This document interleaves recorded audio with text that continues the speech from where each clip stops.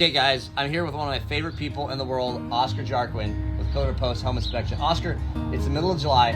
What kind of home improvement and home maintenance tips should people be thinking about while it's sunny outside? Talk to us. Yeah, it's a little bit counterintuitive, but you know, one of the things we need to address at this time of year is going to be your roof.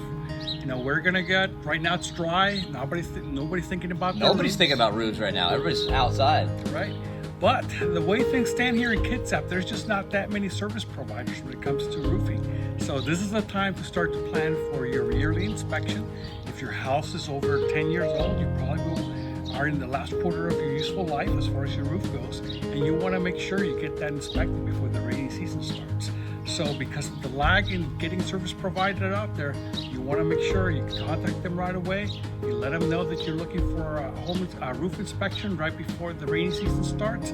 And if they identify any problems, you'll be able to schedule those repairs and even a full roof replacement come next summer. So this is the time to start doing it now, and you'll be prepared and your home will be safe during the rainy season. I love that, because most people wait until there's dripping on their head and then it's a little too late. Yep, way too late. Oscar, love it. Thanks, brother. All right. Appreciate you, man.